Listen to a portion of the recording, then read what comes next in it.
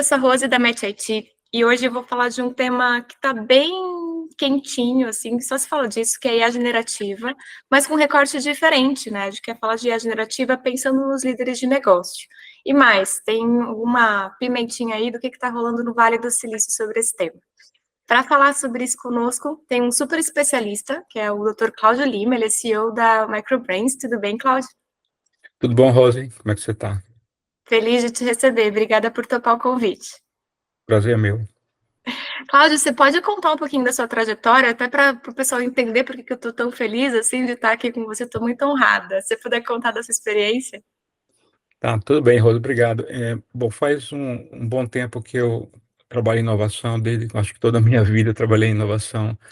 Tive a chance de morar 10 anos no Vale do Silício, sempre liderando projetos inovadores, montando startups, quebrando startups, e com isso nos dá um background de como é que se falha rápido, né? Ou seja, também como se recupera tudo isso. E nos últimos anos, a gente tem. Hoje eu estou em Houston, Texas, morando em Houston, Texas, e temos desenvolvido faz um tempo a parte de IA, e mais recentemente IA generativa, que é o tema hoje, que é bastante usado nas empresas.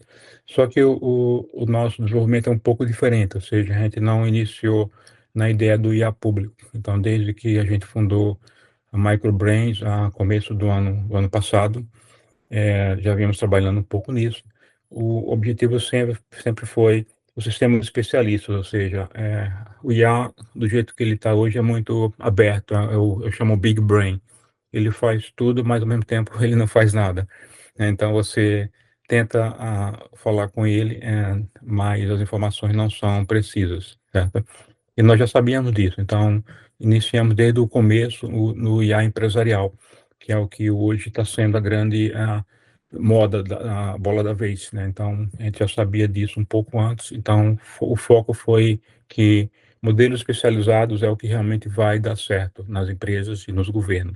Então em suma, é isso. A gente iniciou lá no Vale do Silício, que criou o DNA do parte da empreendedorismo e inovação. E daí, com o tempo, a gente evoluiu bastante e hoje a gente está aí liderando processos de automação com IA. Legal. E, Cláudia, é legal de ver, você conta toda a sua experiência prática e eu fico babando na sua experiência acadêmica também. Se você puder contar, tem até um IEE, que eu nunca sei explicar direito o que é. Me fala da sua trajetória acadêmica também. Não, o IE, em inglês, a gente chama IEEE, I3S, né, em inglês, é o Instituto dos Engenheiros Elétricos Eletrônicos, que é a maior associação mundial de profissionais de tecnologia. São mais de 400 mil a nível mundial. E eu tive o prazer e o privilégio dos últimos anos liderar o I3E em várias iniciativas. Hoje eu sou chairman de padrões técnicos internacionais. A gente lidera uma comunidade aí de 300 pessoas a nível internacional, global, com várias empresas. E com isso nos tem dado essa questão da liderança do I3E em eventos, em palestras e padronização de novos tópicos, né? Então, essa o que o I3E faz, e que todo profissional hoje de tecnologia, ele está, de certa forma, envolvido no I3E, né? Seja na área de computação, seja na área de engenharia. E meu background, minha formação é em engenharia elétrica, né? Então, eu sou formado em engenharia elétrica, eletrônica, então, tem tudo a ver com o I3E.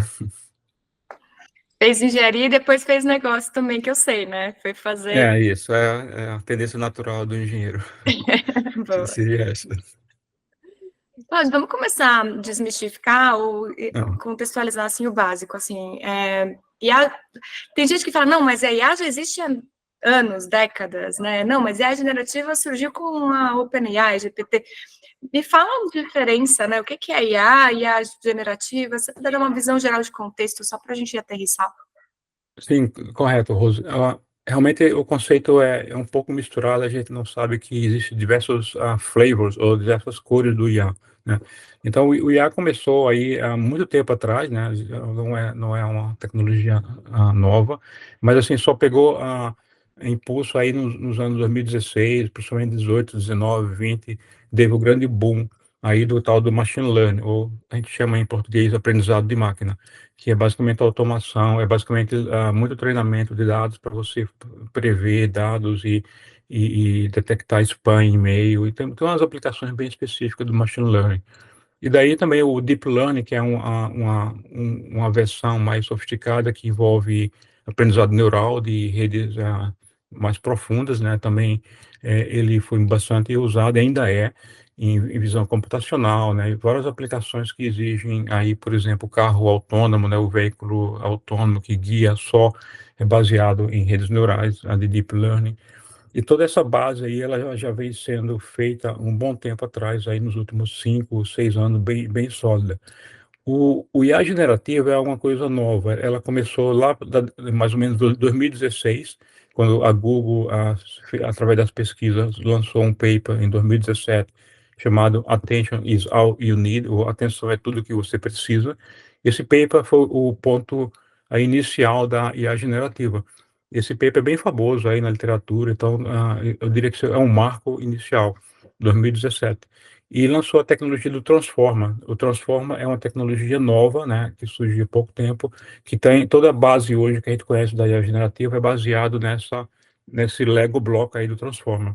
Então, tudo que a gente faz hoje é baseado nisso. E uma derivação, um modelo é os modelos de redes neurolinguísticas, né, que eu chamo, onde o IA fala com você e você fala com o IA através da interpretação de NLP, Natural Language Processing.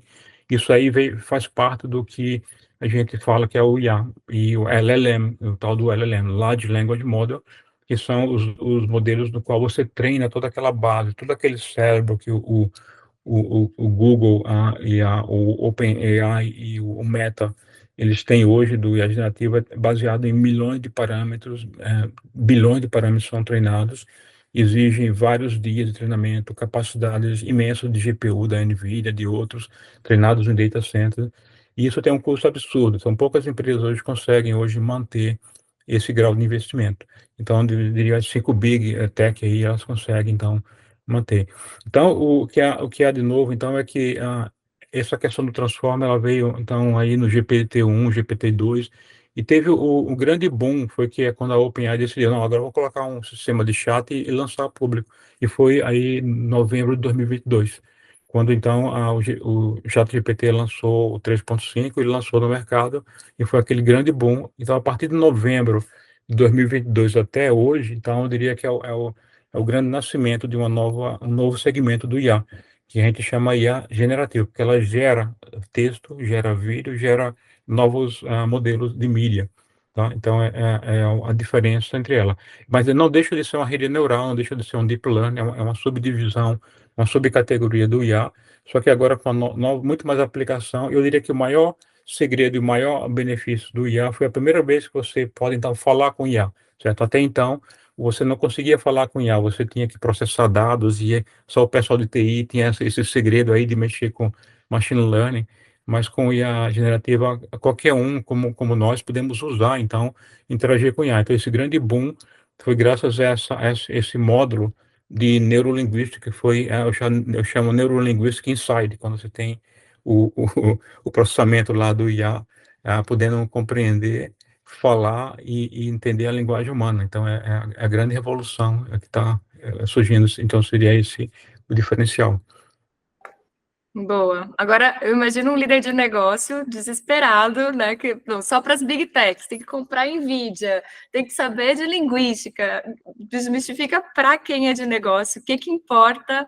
Porque, assim, até hoje eu aprendi de negócio, tem que conseguir aumentar a receita, diminuir custo e servir melhor seu cliente com uma equipe feliz. Era isso que eu aprendi. Agora, como que a IA generativa ajuda, né? Como é que é essa conexão?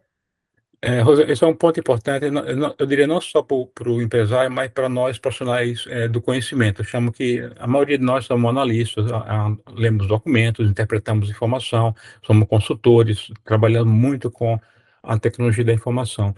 E a primeira vez hoje que eu posso dizer que nós estamos ameaçados aí pela IA generativa. Então, ou você usa e se adapta, ou você é substituído, porque ela vai vir aí para substituir quem usa muito dado, entendeu? Eu diria que não vai tomar emprego de ninguém se você souber manter o seu emprego. Você tem que fazer o que chama upskill. tem que subir de nível e ficar, de certa forma, orquestrando o IA ou trabalhando com o IA. Então, o IA tem que ser visto como uma ferramenta do seu uso do dia a dia. Tanto é que as empresas, elas não caíram a ficha de uso do IA. Quem caiu foi os associados, os funcionários da empresa usando e testando na sua residência e tentando jogar lá para a diretoria, para os gestores, que é importante eu ter isso na minha empresa. Porque se está ajudando na minha vida profissional, como profissional do conhecimento, isso certamente vai ajudar nos processos internos da empresa. Por exemplo, automação empresarial, isso é o grande lance da vez. Até então, automação empresarial, a gente pensava que era RPA, que é um processo de automação robótica, que é mais baseado em regras conhecidas, você tem que saber a regra. É quando você fala com o seu atendente para reservar uma passagem aérea. Então, você fala com aquele chatbot, ele está pré-programado a responder perguntas que você já predefiniu. O IA generativo não, ele consegue pensar muito mais além, ser muito mais criativo, tá? Tanto é criativo que você tem que ter muito cuidado com o IA generativo. Eu falo que é um papagaio estocástico, ou seja, o que você fala, ele sempre vai responder a sua pergunta, tá? Então, ele regurgita o que você quer. Então, ele nunca vai deixar de responder a sua pergunta, ele sempre vai responder, e por sinal vai responder muito bem. E você vai achar que aquilo dali é a resposta correta, o que não é. Tá, então você tem que ter muito cuidado com a resposta que você está querendo, porque ele vai dar a resposta, mas nem sempre é o que você quer. Então você tem que ter aquela análise crítica, critical thinking, que chama. E tem que saber se realmente aquela informação é realmente precisa, tem que fazer buscas, né? Não posso apenas aceitar aquela resposta, eu tenho que fazer buscas correlacionadas, fazer Google Search aí para poder saber se tem validade. Muitas vezes aí o profissional está usando, a empresa está usando e achando que está dando certo. Já teve muitos casos, muitos problemas aí técnicos também legais, né, de você usar isso numa defesa de uma corte e a profissional ser comprometida porque estava baseando todo o parecer dele numa análise legal, baseado no que o GPT falou. Então, então tem que ter cuidado. E para as empresas, a gente vai ver que surge um grande momento hoje dos empresários, dos líderes, pensar que isso é uma ferramenta, né? O IA ele não resolve todos os problemas. Pelo contrário, ele é apenas um tool, é uma caixa de ferramentas que você tem que saber usar. E para saber usar, você tem que saber, primeiro, qual que é o seu processo que você quer usar, qual que é os pains, onde é que você quer aplicar ele, né? Então, não é em todo canto você pode atirar e o IA, ele te resolve, né? Mas, com certeza, o IA generativo, ele veio para ficar, né? Ele pode ser considerado um hype? Pode. Toda tecnologia que é de ponta tem hype, não tem como não fugir do hype. Mas o hype, ele vai ser maturado na curva do Gartner, a Hype Cycle, ele vai chegar na maturação e vai afetar as empresas de forma positiva, tá? Então, processos empresariais, quando eu falo empresas, são aí, eu falo hospitais, eu falo governos, empresas jurídicas, empresas médicas, empresas de energia, empresas de automação, manufatura, tudo que é empresa, o IA generativo vai afetar porque ele está lidando com dados. E dados, ele nada melhor que o IA para mover dados, analisar dados e dar decisão. E o que eu falo que o maior benefício do IA generativo chama Actionable Intelligence, inteligência acionável. Então, ele te dá, por decisor, inteligência no qual você pode tomar ações, tá? Eu não diria que o IA vai tomar ações por você, mas você vai ter suficiente informação baseada no que o IA generativo te deu, para poder você, então, liderar processos super complexos, tá? E com isso tem ganhos aí imensos que vão surgir, e a empresa agora é falar, você vai usar o IA ou não. Se você não usar, o seu competidor vai, tá? Então, você vai competir não com o IA, mas quem está usando o IA. Esse é o grande segredo. Legal. Eu tenho um aspecto de upskilling ou de long life learning para a própria líder e para a equipe. Tem a coisa de análise crítica, de pioneirismo também, né, ou de um comportamento inovador, de certa maneira, porque nem todo mundo está usando de fato para negócio, né? Tem muito curioso experimentando individualmente, mas ter essa vanguarda eu acho que pode ser uma vantagem competitiva interessante também. E tomada de decisão, que no final é o grande job description desse líder. Legal. Você consegue trazer exemplos, Cláudio, do que você tem visto, assim, que já está... Porque eu vejo, às vezes, o pessoal dizendo, mas não tem resultado numérico mensurável de IA generativa, né? É uma falácia. Tem coisas tangíveis que você já esteja vendo e também, no outro extremo, né? O que está ainda mais emergente, mas que você apostaria ali que está no caminho certo?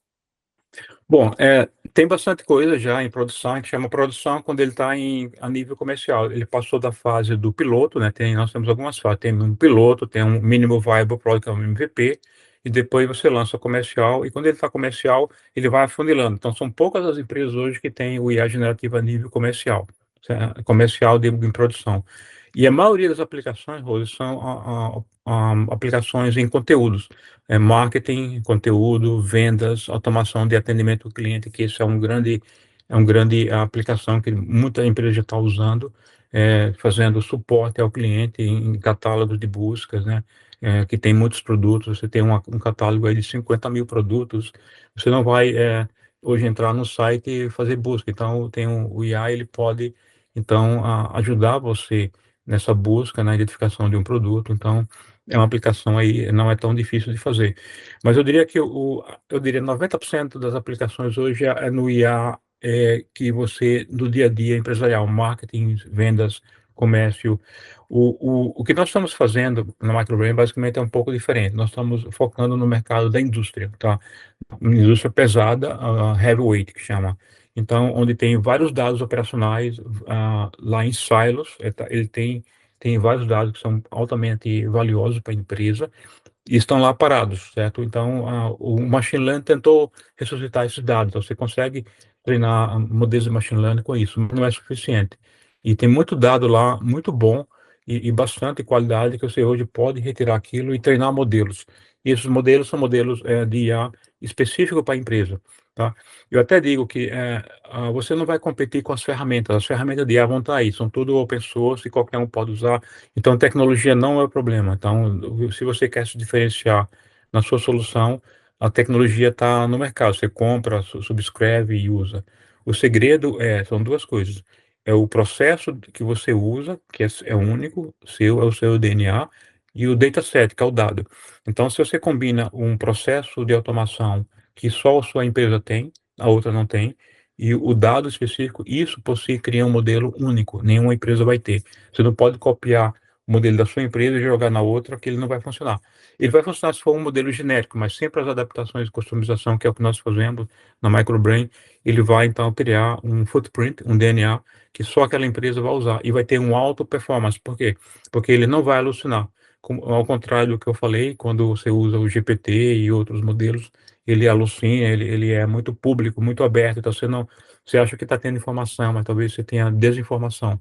Enquanto que o modelo no qual você treina para sua empresa, que é o chama Microbrain, por isso que o nome da nossa empresa é Microbrain, esses modelos especializados, eles são e vão ser o que vai prevalecer no mercado. Por quê? Porque eu estou treinando sobre dados proprietários da minha empresa. Eu estou treinando sobre modelos empresariais comportamentais e modelos de intrínseco ao meu fluxo de processo. Então, esse modelo, junto com o dataset, é o que vai dar o diferencial na sua empresa.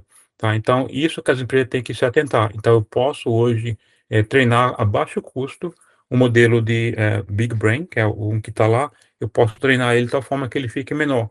Mas ao ficar menor, ele fica mais inteligente, porque ele não está consultando outras informações que você não se interessa, tá? Então você vai sim ter um modelo super menor e com baixo custo, que você vai operar ele para automatizar processos. E o seu processo e o seu dado é que vai então te dar um diferencial competitivo no mercado. E todo mundo vai fazer, só que pouca gente sabe fazer isso. Então é o grande problema hoje. Tem muita informação, muito vídeo do YouTube, muita informação na mídia, mas poucas empresas conseguem fazer. Por isso que a gente tem poucos modelos desses em operação a nível de produção. Mas o caminho está nisso, como se fosse um fine tuning, uma especialização e com um olhar de processos e visão de negócios, assim, direção de valor. Com certeza, é o que você falou, a palavra fine tuning é uma das palavras que você treina o comportamento do modelo, né? Se você quer um modelo para o hospital, então você treina na linguagem médica lá, então ele fica na linguagem do hospital, Agora, o próximo nível é treinar um pouco mais com o knowledge base. Então, você treina com questões, então você vai, então, adaptando o modelo a seguir o seu comportamento. Basicamente, eu estou capturando o que está na cabeça do médico ou do gestor para dentro do modelo. Então, eu tenho que inserir aquele comportamento de tal forma que o IA ele fique não só personalizado, mas especializado também. Legal. E, Cláudia, você é cidadão do mundo, assim, né? Brasileiro, com orgulho, mas tá vendo tudo que está acontecendo por aí. É, eu chamei, né, para o tópico aqui Vale do Silício. Eu queria ouvir de você. Tem algum insight específico do Vale do Silício que a gente deva considerar? Ou tem outras regiões que estão tendo discussões mais vanguardistas do que eventualmente a gente possa estar tendo no Brasil? O que você destaca para a gente? Bom, tem bastante coisa, Rose, aí no mundo surgindo, não só no Vale do Silício, mas o Brasil também tem bastante inovação, tenho orgulho do que sai no Brasil, nós estamos agora tentando treinar um modelo em português, né, então fazer um modelo em linguagem portuguesa, que é muito bom. E em específico no Vale do Silício tem uma coisa que talvez não seja tão boa, ou pode ser, é o modelo de regulação, tá? Então a Califórnia, principalmente, elas estão bastante preocupados com aquela a ideia que o IA vai ser apocalíptico, né? Todo mundo fala, não, o IA generativo vai acabar com o mundo porque ele vai descontrolar. E eu diria que vai, mas não agora. Então, vai demorar um tempo, né? Então, a Califórnia quer regular os modelos. Então, quando você criar um modelo, se você for uma empresa, tipo nós, criando um modelo, se a gente vende esse modelo para algum cliente, nós somos responsáveis pelo mau uso do modelo, entende? Então, tem questão de liability ou meia-culpa aí no processo. Então, ainda está sendo discutido isso, está bastante controverso, né? Isso vai contra a inovação, mas é um modelo de colocar algumas barreiras de não usar ele não desenfrear o IA, que pode acontecer isso, tá? O problema que passa é o seguinte, vai acontecer, porque cada vez que passa o IA se torna exponencial. O avanço da inovação mundial ele vai se tornar exponencial, não tem como retornar mais, tá? Então vai surgir muito mais aplicações a nível aí da velocidade da luz. O que vai acontecer é que o IA vai criar IA e vai ser muito mais, a curva exponencial vai aumentar. Então, você vai fazer com que o humano não gere mais código, mas sim vai delegar para o IA, através de copilotos, copilots, que vai ser mais e mais prevalente. Você vai automatizar processos na web, que não vai ser mais controlado pelo ser humano. Então, o IA vai assumindo funções e mais funções, e isso não é na velocidade do ser humano, é na velocidade exponencial da curva do IA. Então, isso aqui pode, então, desenfrear e encurtar o que a gente chama AGI, da parte de IA generativa, que é mais inteligente, e está todo mundo receoso que chegue a essa fase, quando o IA ele assume uma inteligência superior ao ser humano. Então, a definição de AGI é um pouco dúbia. Muita gente define que nós vamos ter. Depende, porque a inteligência humana é difícil definir. Assim, tem várias nuances da inteligência, certo? Eu digo que o IA já chegou a bater alguns níveis dessa inteligência, mas não todas, né? Então, precisa várias escalas para você, então, chegar ao Full AGI, que é o Ultimate Go, que é aquele que o pessoal da Califórnia, então, e outros, são modelos reguladores, né? Órgãos reguladores na Europa, e nos Estados Unidos, através do IA Act. Então, está sendo preocupante. Então, tem que regular, mas não todo o sistema. Então, tem que saber onde regular. Infelizmente, alguns reguladores não sabem e não entendem como é que esse IA, através do transformer, dos modelos de LLM, funciona e querem, então, regular toda a caixa preta, enquanto que poderia, então, regular só alguns pontos que seria tratamento de dados, questão de privacidade de dados, que é o grande impacto hoje que está acontecendo. Então, tem questões éticas, legais de privacidade que tem que certamente tem que ser reguladas, mas não todo o processo. Então, é um dos pontos que está acontecendo a nível mundial e tem outros também. Tá? Medo, mas tudo bem. O que você daria, Cláudia, de recomendação, de advisory aí para líderes não técnicos, dado esse contexto todo? Assim? Bom, primeiro aprender, né? Acho que nós estamos todos os dias aprendendo e incrível que essa nova área do IA faz com que você aprenda a cada segundo, não a cada hora, talvez mais. Então, tem muita informação sendo inundada e cada empresa está tentando se superar, ou seja, hoje tem a corrida do ouro, né? Então, as grandes empresas estão tentando lançar um modelo atrás do outro. Você vê, cada semana tem um modelo, um batendo o outro, um sendo melhor que o outro.